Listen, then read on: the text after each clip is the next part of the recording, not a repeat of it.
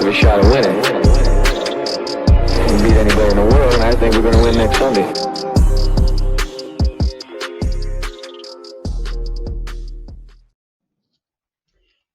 And welcome back to the New York Jets Atlantic Flight podcast. I am Gus and I'm in the UK, and it's totally black outside now because it's just turned 5 p.m. But my friend over in sunny Florida, I believe it's just turning lunchtime there, is probably sat by a pool with his Wayfarers on and his deck shorts on and is just generally loving life. Daniel, how are you doing? My God, Gus, you just know me so well. The deck shorts. That's right. That's right, the deck shorts. Even though I will admit I miss the cold and I miss the snow of New York City. But still, though, you know, I will admit it's very comfortable down here. And I got to be down the road from those freaking Dolphin fans, that stadium that's just down the road from where I live. So, you know, but that's the hope for me, is to go see the Jets when they play the Dolphins in my backyard, so to speak. Well, it's my backyard now, but, you know. I like that stadium. Anyway. I've been to that stadium, Hard Rock Stadium, and I have to say, I loved it. It was quite weird. It was, unfortunately, it was the Gase era, and that's the last Of course. time. Yeah. So, of course. Me and my girlfriend, we travelled down from Jacksonville. We went to the Jacksonville before that, the Jacksonville game. We lost that one too. And it was roasting hot, and we went into the stadium, and then my girlfriend says, "Oh my God, I forgot my cigarettes."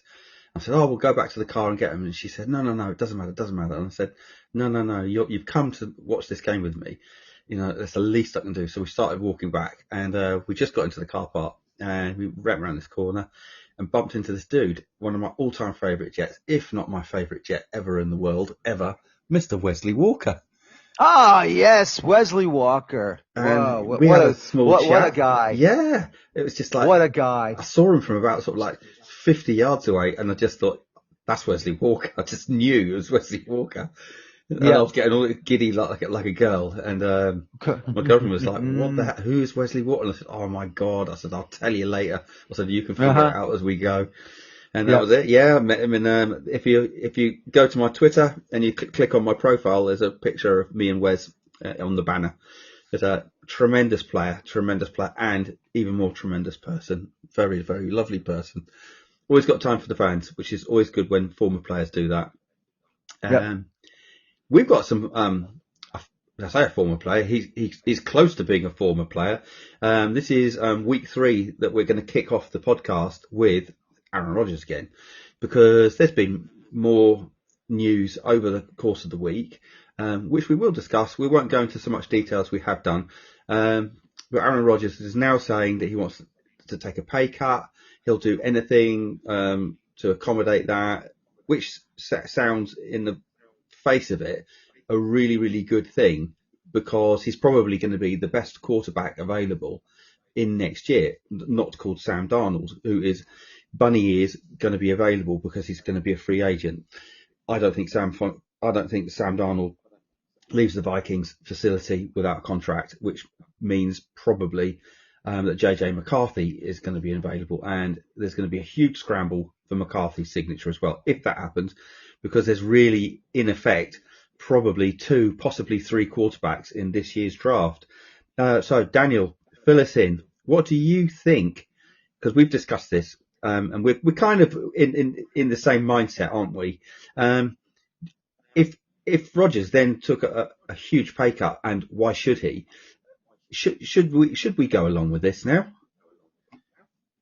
You know, like I said before in the last podcast, you know, you're damned if you do and you're damned if you don't. And honestly, if Woody Johnson does decide to say, you know, we're done with Aaron Rodgers, we're going to move on, and then we're going to find a bridge quarterback, which they have one already in Teddy Bridgewater. I mean, they have him in for 2 years. So, I mean, we'll see what happens on that front, and who the Jets what they might do, because the truth of the matter is this. Right now, with 2 games remaining in this season, the Jets are currently in the 8th position in the draft order for the first round of the 2025 draft. So, but the truth is, if we're looking for a big name quarterback, and once again, I don't believe they should be drafting a quarterback in this draft. I think, or should I say this upcoming draft, they should really look more for filling in that final spot for right tackle for the draft, to get that, or to get a run stuffing lineman on defense or an edge. We'll see what they do, obviously, when the new regime comes in, but that's what I think. Those are the three main positions I think the Jets should be more concerned about drafting than a quarterback. But look, once again, I still believe we have not seen what Jordan Travis can do because of the injury he suffered, and he's still trying to get back from it. And I think he still needs time to be fully ready to go. And hopefully next year we'll be ready to go for preseason, and see what we have to see what we have in him. I mean, I think everyone. This is where I think Jeff fans here in the States, and I don't know if you can take the temperature what's going on with Jeff fans in England or in the UK there, Gus, but everyone's already dismissing Jordan Travis. And while I understand that maybe we should be looking for another quarterback for Rodgers or Tyrod Taylor, whoever they bring over to be a bridge quarterback for these guys. Once again, we have not seen a single snap from Jordan Travis to show us what he has in his back pocket. So, even if they do trade for J.J. McCarthy, if Minnesota does decide to give Sam Darnold a big time deal to remain there as their starting quarterback, or maybe they do keep JJ McCarthy, and when it's time to trade Sam Darnold, that they'll use him because this is who they wanted. But then again, you got yourself a quarterback that's ready to go now. I mean, we'll see what the Vikings do. But still, though, this is how I feel. I feel like right now, drafting a quarterback in the first round, and for him to sit behind, whether it's Tyrod Taylor or Aaron Rodgers, depending on what the situation is, I think it's a waste of time. I think we have right now, I think we need to see what Jordan Travis can do. And if he proves me right that he can be that quarterback of the future, well then, we've got somebody that basically no one knew, no one has faith in. And it's not so much that I have faith in him. That's not what I'm saying. For me, what I'm saying is we don't know what we have until we give him an opportunity to go out there. And if it's during preseason, so be it. We got to see what we have. Well, here I am. I kind of agree with some of what you're saying. The first bit I agree with is we shouldn't be taking a quarterback in this year's draft. A, I don't think we're going to be high enough. B, I think if we did end up trading up to go and get one of the quarterbacks, one of them is called Sanders, and we are not getting Sanders because of his dad. His dad has said teams like the Jets, we did say the Jets, but we fit the profile of teams that he doesn't want his son going to. Fair play. I can't argue with that, but really shouldn't be influencing the draft, but that's something else. So I wouldn't draft a quarterback in this year's draft either. Well, certainly not day one or day two. I might draft one day three, no problem there. The problem I've got is, and what you were saying, gauge the interest in Jordan Travis. I think UK fans are generally in the camp of he is a project round 5 pick in the 2024 draft. He's believe 174 overall. He's a project player. He's had I think it was a broken tibia or broken fibula. He had a broken leg anyway, nasty broken leg. So this athlete hasn't even trained this year. He's been getting fit. He's been rehabbing, and by all accounts, he's had a setback in his rehab. Will he be ready to go next year? It's debatable. We still don't know that. So will Jordan Travis in 2025 be competing for a starting job? I'm about 95% in the camp of no, he won't. He will probably be in camp redshirted, absolutely, but I don't think he'll be competing. So if we look at what we've got now, so we've got Tyrod Taylor, he's under contract. Right now, Rodgers is under contract, and we've got Rodriguez on the practice squad. He's under contract, and we've got Travis Jordan. He's under contract. But if we're going to use so now we're going back to should we keep Rodgers, and now he's saying he'll take a pay cut and he'll be the bridge quarterback for the next quarterback coming in. Well, who? Because it's not going to be Jordan Travis. You're not going to be mentoring Jordan Travis. Jordan Travis isn't ready to be mentored. He needs, effectively, Jordan Travis in 2025 will be a rookie quarterback because he's missed so much football and he didn't play last year. So Very effectively, Jordan Travis is going to be a rookie. Jordan Travis isn't ready to be mentored. Jordan Travis needs to build up his strength, his mechanics, and all the rest of it. He's not ready to learn the intricacies and all the nuances like Jordan Love had on his final year under Rodgers. So that is a no-brainer. That's not going to happen. So getting back to what we've said, we don't think that the Jets should draft a quarterback this year, and I think I can speak for you this one. I don't think they will draft a quarterback in rounds 1 or round 2 this year.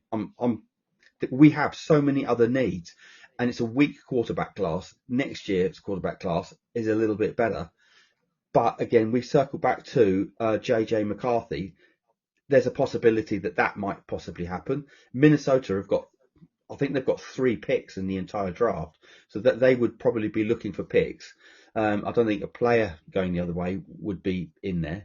So Rodgers has said that he wants to be, or wouldn't mind being, a bridge quarterback. So if we're not drafting one, what is the point of having Rodgers in next year, apart from being, okay, the best quarterback available? And I still believe with Rodgers next year, you're still going to get between 5, possibly 7 wins. He's not getting younger. I still think a lot of his problems are his head. He's getting older. His reactions are getting slower. It doesn't help having one of your best buddies on the team who you just cannot stop locking in on, which makes defending against the Jets offense very easy. I've just watched Jake Assman and Fireman Ed, and they were talking. Garrett Wilson came up, and they were saying about and Fireman Ed. And as much as I love Fireman Ed, you were absolutely wrong about this one, Fireman Ed.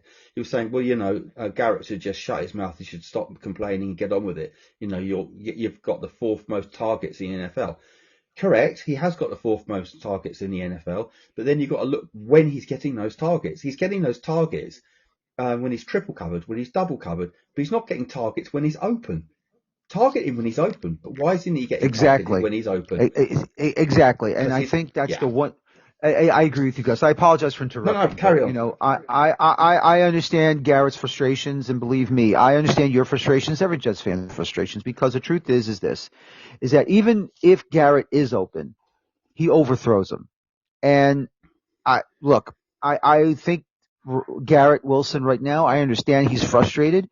I don't think it's the targeting that he's more frustrated about. I think he's frustrated about losing. Look, I think you know this as well as every other NFL fan in the world.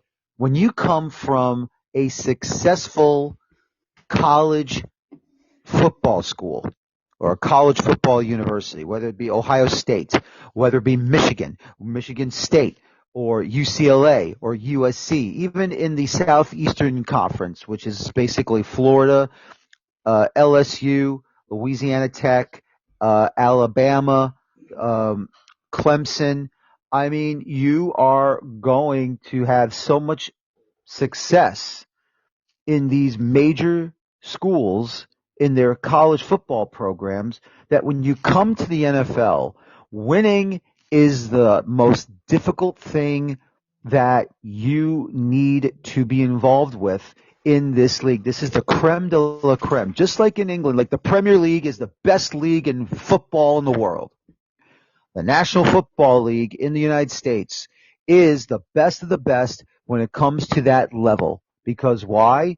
Obviously, it's not just because of the money, but because of the importance of making it to the playoffs and the hope to make a run into the Super Bowl. College football is different. College football is different because not only sometimes some of these Division I conferences have a conference final, some don't. when it comes to college football. And let's also not forget the many bowl games that are available to these schools that will say, you know what, listen, you're eligible for a bowl game, and you can play in a bowl game and a trophy is on the line. So that's why with Ohio State, they are always involved, whether it be a bowl game, whether it be the Orange Bowl or the Sugar Bowl, the Gator Bowl, the Guaranteed Rate Bowl, Mad Mowers Bowl, all these bowl games that college football has. It's a little bit watered down. So I can understand why Wilson's frustrations are either he's not getting the ball enough, or they're just not winning enough because everything has not come together at the right time for them. And unfortunately, this coaching staff is completely crap. Even with or without Robert Saleh, we're seeing how terrible this coaching staff is. And it's time to really just say to Garrett Wilson, look, we understand your frustrations, and we know you're not happy with what's going on here. But look, please stay with us. And if you're a Jet fan here, I don't want to keep going on social media and seeing, I don't blame Garrett Wilson for wanting to leave this team. You know what? I don't understand why you got to add on to the misery about, you want to see Garrett Wilson leave this team. Yeah, I know we're frustrated. I know we're upset. I know we're ticked off. Believe me, I don't like seeing what's going on either. And usually, I'm usually the positive one. I'm usually very positive. But for the last couple of years, I've been soured. And it's true, because we haven't been to the playoffs in, now it'll be 14 or 15 years now. I've forgotten how many it is, but I know it's over a decade, or almost a decade and a half, that this team has not made the postseason. And we almost had that one opportunity with Todd Bowles in his first year as a head coach of the Jets, but fell short in the last game of that season because they lost to the Buffalo Bills up in Western New York. But still, though, the point is that I understand you're frustrated as a fan, but don't go on social media and say, I don't blame Garrett Wilson for leaving. It's like they drafted these players to improve this team, and we know the potential that they have, and you want them to go somewhere else so that they can be successful somewhere else in this league? No. I will not go on social media and say stupidly, I hope Garrett Wilson finds success somewhere else so that he can trash us whenever they face us, or Breece Hall, or Jermaine Johnson, or Sauce Gardner. No, we drafted these players. I want them to be here for a long, long time. We know their potential, and for goodness sakes, stop lamenting this stupidity on social media and have buyer's remorse for no reason whatsoever. Because if you're going to be like this, when these players are going to be upset, and I don't blame Garrett for being upset. I don't blame any Jet fan for being upset. But don't go on social media and say, well, this is the reason why he doesn't want to be here. No, that's not as a fan you gotta be. You gotta be like, I hope the Jets finally find the right person, the right people to be the general manager of this team, and the right coaching staff, the right head coach for this team, and finally get some discipline in there, and finally go on a winning streak and qualify for the playoffs. That's the number one goal. Yeah, I think also with players like Garrett Wilson and Sauce as well, because he's still called Sauce in my household. You go back, and it's not even just college, it's going back to high school as well. A lot of these kids have come from programs in high school where all they know is winning. So all they've been through their entire football life is winning, and they're not taught how, and maybe they should be. Maybe they should be said, look, sometimes when you get to an NFL, or maybe when you get to college, this could happen. If you don't go to one of the top college football programs, this is what can happen. This is how you deal with it. The psychology of it, the psychiatry of it. And they're not, I don't think that they are taught that. If they are taught that, either they're not getting taught the right way, or they're not getting enough of it. Because you see this a lot, and you have to question now. It's like contracts. What are contracts worth anymore? It's just like, and I know what you're saying. Garrett's got what? Is it 3 years left on this, or is 2 years left on this? No, he's got next year, and then the following year is his option year that the Jets can pick up. Yes, but it's just like, if he really wants to, he can knock on the door, whoever the new head coach is or the new GM is, and said, listen, with the greatest of respect, I've been here for 3 seasons. I've had 3 offensive coordinators as well, 2, because one of them was Hackett. We'll not count him. I've been here for like 3 years now. Things aren't going to get better. I got told after the first year things were going to get better. I got told after the second year things were going to get better. And now you're telling me again things are going to get better. And he said, well, with the greatest of respect, I want to go somewhere else. This team, thank you for drafting me. I want to be on my way. And if the Jets turn around and say, well, we think you're an integral part of this team and we want you to stay, you can't make a player stay. You cannot make a player perform. A player can do what, Jesus, it's just gone out of my head. Here you go. What was he called? The Pittsburgh Steelers running. Le'Veon Bell. You can do a Le'Veon Bell. You can spit the dumb. And how did that work out for Le'Veon Bell? But Le'Veon Bell was at the end of his career, not in his prime. So Garrett Wilson could say, well, I'm just going to sit out the year. And he can get fined. Great. He's not going to bother because when it comes to the following year, he is going to get paid handsomely and he'll just end up walking because you're not going to give him the 5th-year option if he's going to be like that. And no one wants that malcontent on the team. It doesn't sit well, especially he's an alpha. He's a wide. Some people say he's not a wide receiver 1. Please, he is a wide receiver 1. Maybe he's not a wide receiver 1 top 5, but he's certainly not a bottom end wide receiver 1. He is a good player. And once he gets a good quarterback actually throwing to him, I think we will see. Right, he's on course. He's something like 30 yards short now of getting his 3rd consecutive 1,000-yard season, which is incredible. He's the best wide receiver that we've ever had, ever, and that includes Don Maynard, George Sauer, Wayne Krebet, Lavernius Coles, Santana Moss. I mean, the list goes on. Keyshawn Johnson. He is the best wide receiver that we've ever had. Period. He's breaking down records quicker than any wide receiver that we've ever had. And like you said, I can't believe you forgot 2 big names in that history. Go on. I can't believe you. Yeah, Altoon and thank you. There you go. Thank you. We cannot forget those 2. Yeah, I'll throw those in there.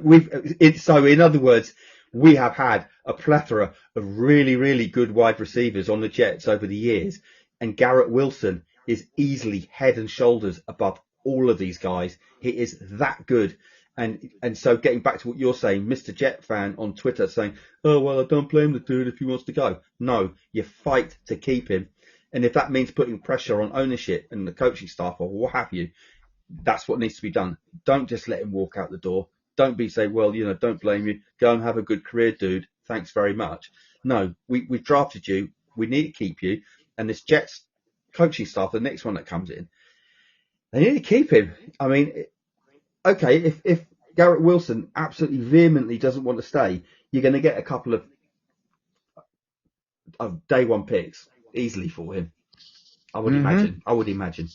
But do you really? But then you face the crapshoot of you've just traded an absolute dead cert of a. So it's like AJ Brown, Titans. We talked about this off air. John Robinson traded AJ Brown on the Titans, and the guy that was his replacement, who escapes me at the minute, was jack shit.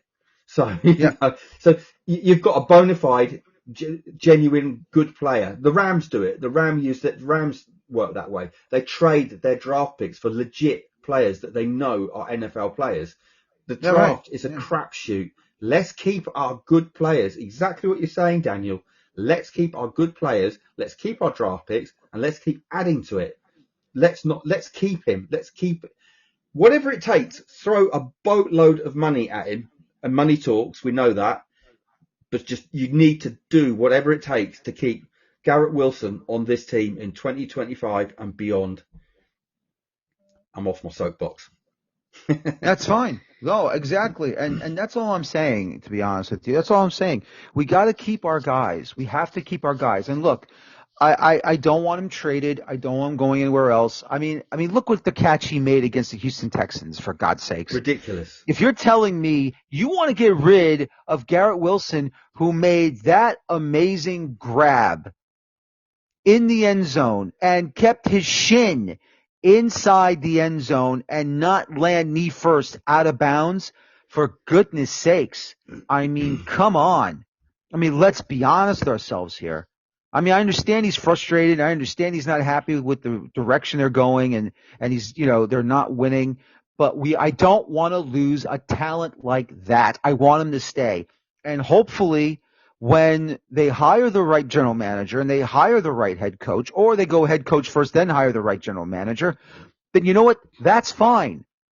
And then you got to find a way to tell Garrett Wilson, I see that you were frustrated. I know you're upset. I know you're angry. And trust me, we're here now, and we're going to do everything we can to fix what's the problem. Because it's not just a simple 1, 2, 3 and it's over. No, they need to find, whether it's in free agency or in the draft, they have to fix the front seven right now, because ever since they let go of both Quentin Jefferson and John Franklin Myers, everyone can run on the Jets on defense. All for stupid Hassan Reddick. Mm-hmm. All for stupid Hassan Reddick, who cannot do a damn thing. He's only playing because he's getting paid. I don't really think he's doing anything, to be honest with you. He's just getting his money, and that's it. Yeah. Just let him go. Let him go at the end of the year. Yeah, he has to play 6 games this year, which he clocked in for just at the right time in order to have his. Otherwise, the Jets retain his rights for next year. Exactly. So he'll walk at the end of this year. We'll get nothing. Exactly. He'll walk into the sunset. Good riddance to him. We don't need him. Good riddance to him. We don't need him. And then we're going to get Jermaine Johnson back. We're going to get him back from that Achilles injury. I think he'll be coming back better than ever, and we'll see what happens there. But honestly, it's time to just stop with the negatives. Look, I don't like seeing what's going on either. I understand it. We're all frustrated. Believe me, I'm frustrated just as much as you are, and everyone else is, and our good friends, and Timmy, and Gino, and Raven, and everyone else that is a part of this. But, on both sides of the Atlantic Ocean, we're all frustrated. Believe me, I am very, very frustrated. I'm very, very angry. And I know it doesn't sound like I'm angry, but trust me, I'm angry because I keep it in a little bit, because I kind of just sit there and I mope. I admit to that. I'll mope around watching these damn games and just not feel happy or satisfied about what I've been seeing. And I don't like seeing them lose like this. I want to see them win. Believe me, I want to be in the playoffs already. We all thought this was a 10-win team at least. If not winning the division, at least making the wild card. But that didn't happen. And, it's just frustrating. It's just very, very frustrating. Yeah, but once again, I think it's an age thing. I generally mope as well. I used to kick and scream and chuck things and just be like a spoiled brat, and it just doesn't get you anywhere, and you just end up peeing people off around you. So I just probably like yourself, just keep it in and go to work next day. Anyone says something silly, I just keep my head down and carry on. Exactly. That's all we can do, to be honest with you. But getting back to Garrett Wilson, there was just one more tidbit that happened pretty much after the game last week. So there were some things that Garrett Wilson said in the presser about Aaron Rodgers, saying that maybe he could get the ball a bit more and all this, that, and the other. But we've touched on it. He is getting targeted, but it's when he's getting targeted that I think. No, I agree. I agree, and that's the one thing I think Aaron Rodgers needs to understand. Look, I understand he's got a security blanket at Devontae Adams, and that's great. But the truth of the matter is this, and no offense to Devontae Adams, no offense to him, but Garrett Wilson, what we have all seen of him, he is the number 1 receiver on this team. Devontae Adams should be, I'm not saying, receiver number 2 or anything like that. He should be complimentary. Thank you. Yeah. He should be complimentary. That's what he has to be, complimentary. And Garrett Wilson needs to be highlighted. Look, I understand Aaron Rodgers feels comfortable with Devontae Adams, but the truth is you were brought here to elevate Garrett Wilson as well. And when you give him the proper time, when the targets are coming toward him, give Garrett the ball. Because what he can do is not so much just making a grab and run, but he's got the speed, he can juke, He tries to make more plays. He's trying to make more out of a single play than we've ever seen of any other wide receiver the Jets have had in a long, long time. But what I I'm mean, seeing, you're seeing him making cuts. You're seeing him dancing around where you're thinking he's going to lose 2 or 3 yards. He makes up and gets all of a sudden 10, 11 yards. So what I'm seeing is we're still doing this thing about not getting the playoff in time as well. The clock's running out, so we're getting penalties. But what I'm seeing is like Rodgers is running out there. He's got to play, and then it's getting changed at the line of scrimmage, and then he's audibling out of it. And there's 2 people that know what's going on, him and Devontae Adams. And I mean, obviously the cadence for the offensive line pretty much stays the same. But the actual plays itself is changed, and they are playing backyard football out there, and it's now become we're out of the playoffs. We know that, but we've discussed this in infinitum. We want to win games. I don't care about the tankathon. We'll finish where we finish. I just want to still win games. I want to win games for the fans. I want them to play for themselves as well. They want to win, but now it seems to have come to this where. And again, it goes back. Garrett Wilson was wide open, and it would have been Rodgers' 500th touchdown. Now, does Rodgers deliberately miss Garrett Wilson because he wants his best mate to get the 500th touchdown catch? And I think whether or not he missed Garrett Wilson deliberately or not, I'm fairly certain that for his 500th touchdown, he would want Tay Adams to catch that pass, that touchdown catch. So I hope I'm wrong in that. I hope I'm not going all conspiracy theory on this. But you're going conspiracy theory on this. I'm going conspiracy theory. Yeah, there you go. But it just smacks of now they're chasing records. You know, there's another record. I think Rodgers requires, I can't remember the yards it is, but the single season 4,000 passing yards to beat Joe Namath, who did it in 14 games, not 17. Mm-hmm. I think that's up for grabs as well. And there's a little bit of me which doesn't want him to get that, I have to say. So I don't really normally root against players getting, but honestly, I feel a little bit sour if he went and got that record. But it is what it is. But I'm not going to sit and cry about it. But I think we've covered this one enough now. Let's get on to the GM search. We've had 3 GMs come in for interviews in the last week. The first one that came in, we'll go through them one by one. December the 16th, it was a Russian-sounding fellow called Domas Dimitrov, GM candidate from a former Atlanta Falcons GM who built an NFC champion. He was with the Falcons for 12 years. He was also named NFL executive 2 years running. He was also a Super Bowl winner twice with the New England Patriots. He's got a scouting background as well, which I like. He's not in the NFL currently, but he does run a sports analytics company called Summer Sports. He's a CEO of that company. You don't become a CEO of a company like that unless you know what you're talking about. The fact that he's into analytics as well is really, really good. I mean, and this guy's resume is second to none, and he was the first guy that came in. We talked off air. I think we'd both be fairly pleased if we got Dimitrov in as a GM, wouldn't we? Mm-hmm. And ladies and gentlemen, just to let you know, Gus has been watching too many old James Bond movies right now, especially the Roger Moore era with the Russians, The Spy Who Loved Me. That's he's doing his very, very best, or shall I say worst, Russian accent imitation. Come on. Let's have vodka after the show, and we talk about 1999.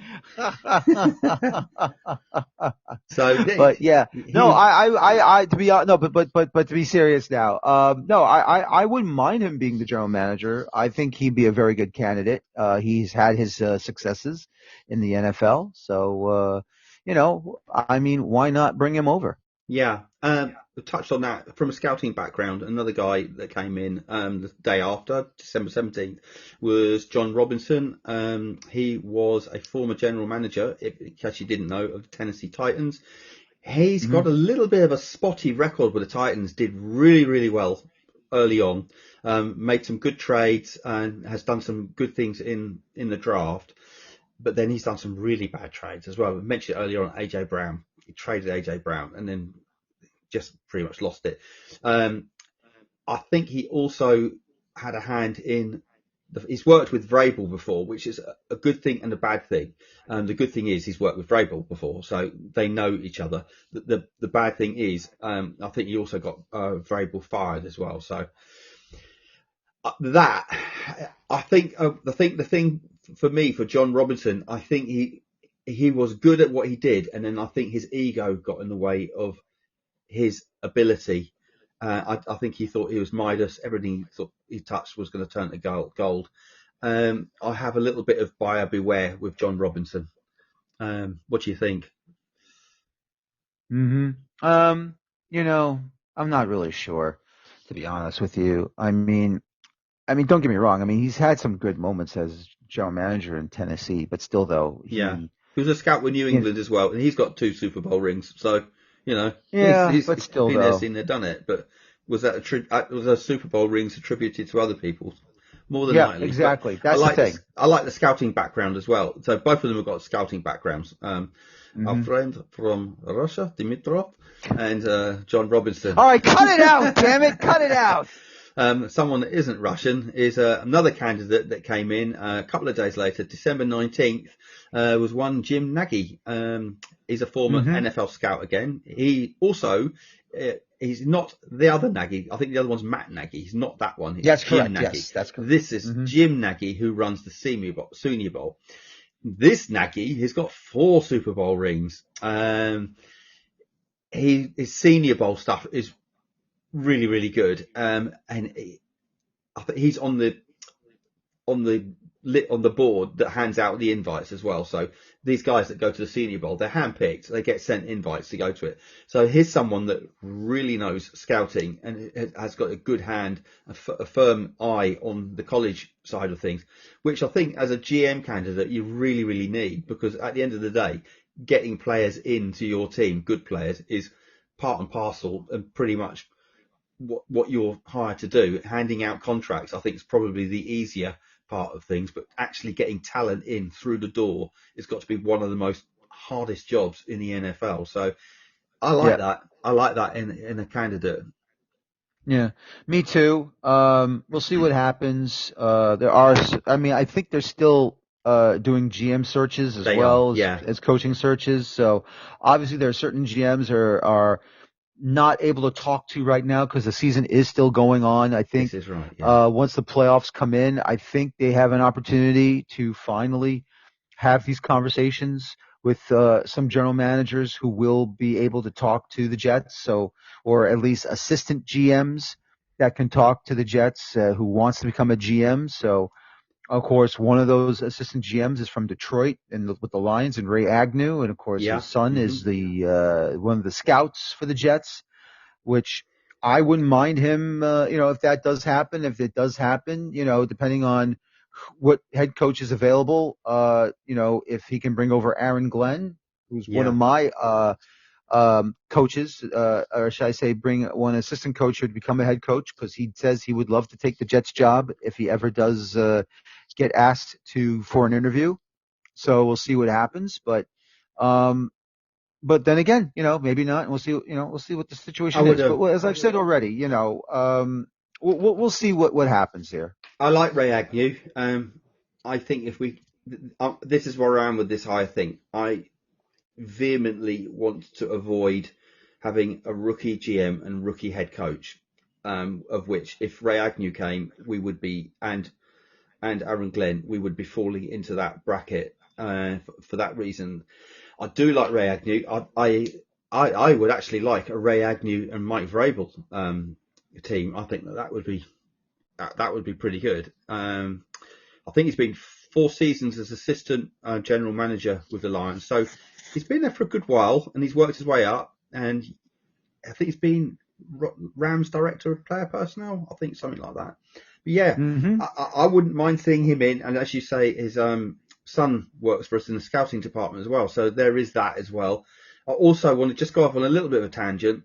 I hope that the Jets keep the scouting department I mean, for obvious reasons, we've got a draft coming up, so hopefully you'd think they'd have to have the sense to keep the scouting department intact as well. So there's somebody else. There's a couple of other names that have just been touted about at the moment. Mike Borgonzi and Mike Greenberg. If you don't know who Mike Borgonzi is, he's the Kansas City Chiefs assistant general manager. He's coming from a scouting background as well. Started in 2009. Yep. He's been a manager of football operations. He's been a pro scout. He's assistant of director of pro scouting, player personnel, football operations. He's done it all. And he's built 3 Super Bowl winning teams throughout his tenure with the Chiefs. So, wow, you're looking at the Kansas City Chiefs, and I think I think it's fair to say that you can probably say that they're on the same level as the Detroit Lions on how that rebuild went. Obviously, Detroit haven't as yet had the success that the Chiefs had, but it's in a similar kind of mold. They built in a very, very thorough way, and the structure is very solid. And the other one is Mike Greenberg. He's a bit more of a cap man. So I'm not really too sure about Green. I don't know too much. I'm not going to sit here and pretend I do know what I know about Mike Green, but I don't really know too much about him. I know he's with the Bucks, and he's had several roles within the Bucks, but I think he's more of a cap man than he is an actual football man. So I would give that a wide pass as well. So I agree. I like Ray Agnew. I do like Ray Agnew. Yep. But, and the only thing is this: if you get a guy like that to come over here, it's another John Idzik situation. We cannot have another guy who's a cap guy only and cannot become a real GM and screws up an entire draft class for no reason. We cannot have another John Idzik moment at all. Cannot. Yeah, absolutely. Again, it goes back to having a rookie GM. How critical. Oh my goodness. If after the end of 2025 and we've got the new GM in, we've got the manager in at the end and we're sitting here with the same record next year, I honestly don't know what's going to happen with this fan base, because this fan base is at breaking. If it's not at breaking point, it's getting past breaking point. You're looking at the stands at games now. Okay, it's freezing cold. There's nothing to play for, and there's empty seats all over the place. And at the beginning of the season, if I'd said there's going to be empty seats at the back end of the season, you'd say what? Because we're going to be in the playoffs. Look what's happened. Have we? Going back to where I want to be next year, I just want to rip the Band-Aid off, get all the dead cap in the shop window for 2025. Yes, it's going to be a horrible year, but we're retooling for 2026. That's where I want to go. So the coaching staff and the GM, if that happens, they'll all get a pass. If the fans can see what's going on, if they can see that there's actual structure and building in place and an actual plan, rather than just trying to patch things up like we have done, I think the fan base will be quite content to see that happen. But God forbid in 2026 we don't hit the ground running. I just don't know. Where do we go from here? Because we're just in perpetual rebuild. It's heartbreaking. It really is. It is. Believe me, I know it's very heartbreaking. It's very difficult. It's very, very tough. I understand. But look, like I said before, you're damned if you do and you're damned if you don't. And the only reason why I say that is because of the dead cap hit that's going to affect this team. And I don't want it to affect this team, but unfortunately it will, because once again, the Jets are in a position where, depending on who they give up or who they let go, how much money that they're going to owe that player for the rest of his life. Yeah. So that's the more difficult situation out of this entire thing. That's all I'm saying.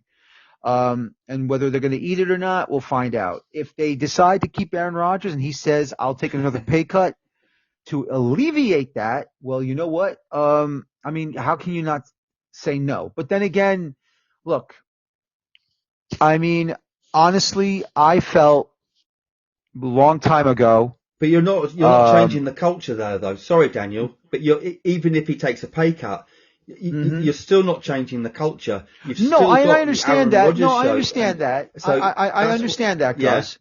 I understand that. But all I'm saying is that, look, you got to look at all the scenarios that are coming towards this team for next year and the year after that. And I understand about, the pay cuts, that doesn't do a thing for this team if they keep Aaron Rodgers.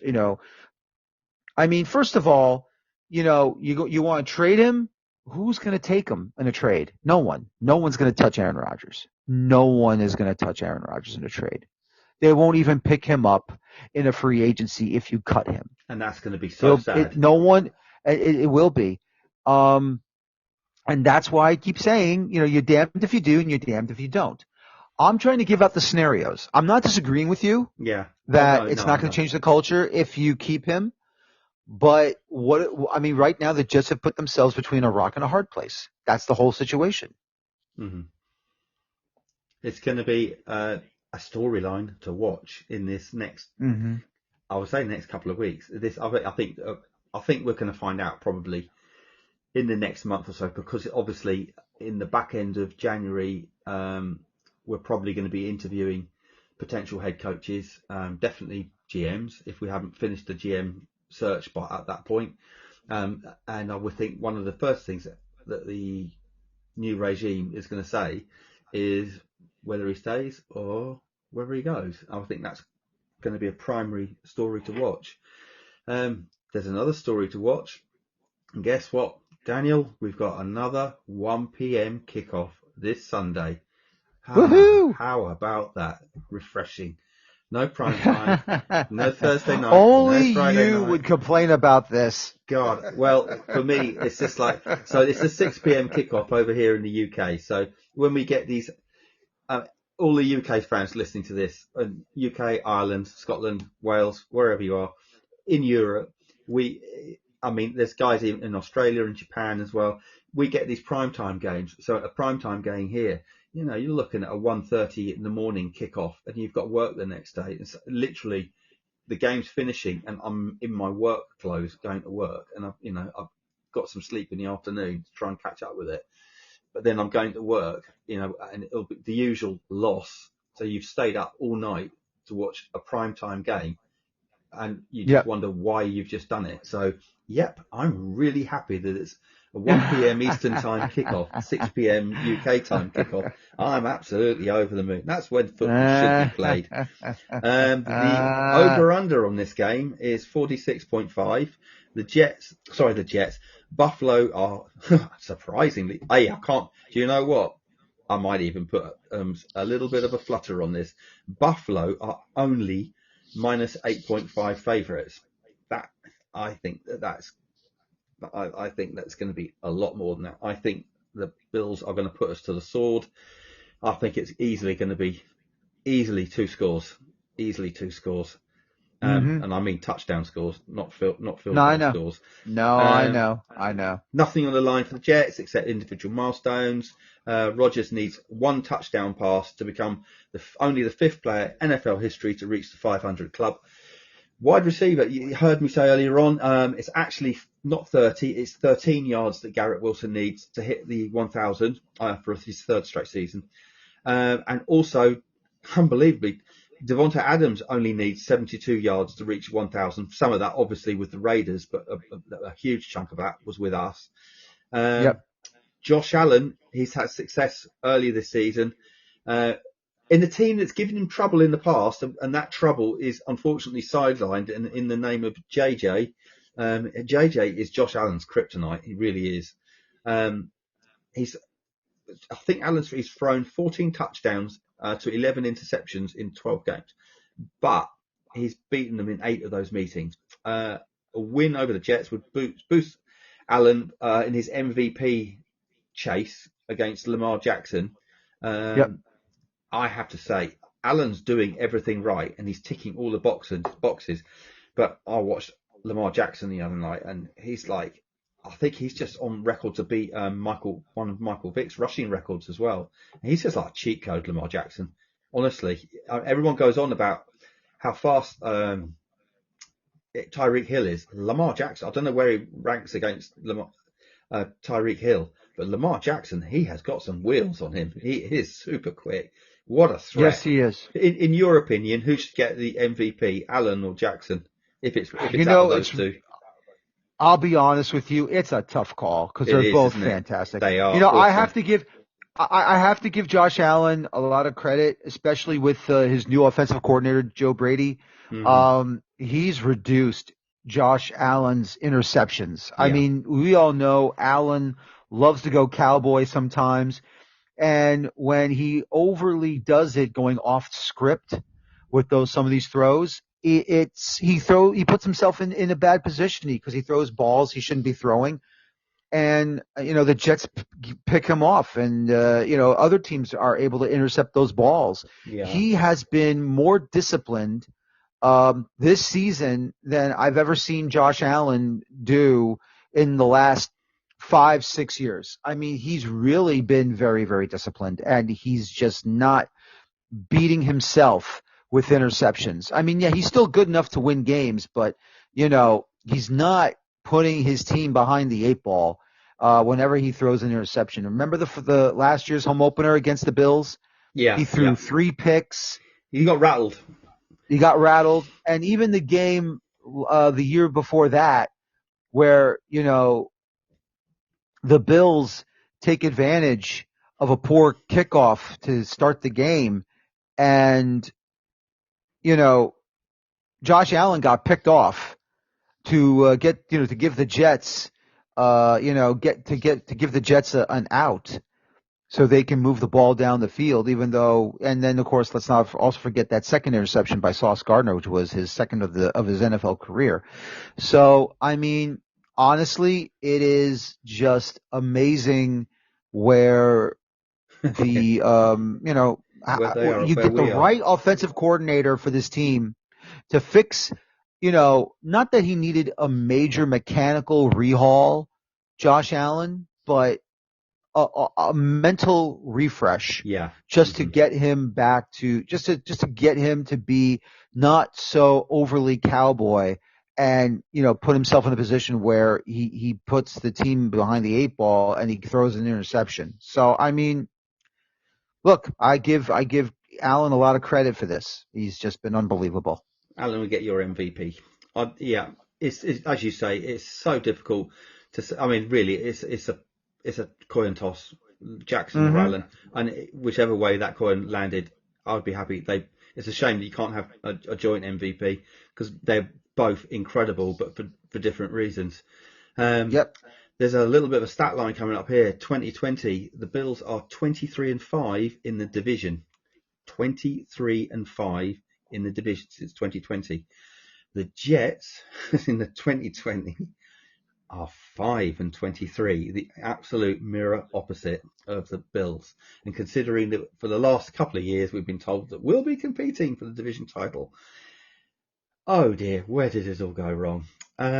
Well, with the results over the last week, the Bills no longer not in the running for the number 1 seed. Buffalo can lock up the number 2 seed with win on the Jets on Sunday, and I think that they're in charge of their own destiny, I believe. I did think that if they got it locked up, the number 1 seed, we might have been seeing a Buffalo B team being rocked out again. We didn't know what happened there. they beat us the last time that happened. But it's going to be an interesting game for all the wrong reasons. I think Josh Allen is going to take his frustrations out on the Jets. As you say, recently we've been like a thorn in their side. I think Josh Allen is going to absolutely destroy us in this game. I don't even want to predict a score. I just think that they will win. As I say, easily by 2 scores. So, and I think with the Tankathon, let me have a quick look. I think Tankathon, Schmankathon. I don't believe in that crap. Yeah, me either. But I'm going to say this for people that listen who do care about it. We are now 4-11 with Carolina. Chicago also lost this week. They're now 4-12. So I believe that we would leapfrog Chicago and Carolina should we lose. Carolina have just lost their running back Hubbard as well. So Carolina are not winning anything. So But No. then again, they won last week as well, and they cost me about £20 because they were the only one in my accumulator that won. Sorry, that shouldn't have won. So there we you go. threw away good money on a bad pick. How Yeah. dare you? Oh, who would have thought that the Panthers would have ended up winning and it cost me money? Oh my God, Daniel, it's the life of a Jets fan, man. It's the life Yes, of a it Jets is. fan. Just when you think you got a sure thing, they Yeah, screw there it you up. go. There's no such thing as a dead There cert. goes your 20. There goes your 20 nicker. There it is. Thanks, Governor. You should not bet your money that you cannot afford to lose. Keep your Stop rubles it! in your pocket. I'm leaving that one there. Daniel, it's been good, brother. Let's do this again next week. Let's hope that we do end up beating the Bills, but it's a tough life, and we might have some more news on the latest GM search. So let's hope we get a win. Y'all know what to say. On three. 1, 2, 3.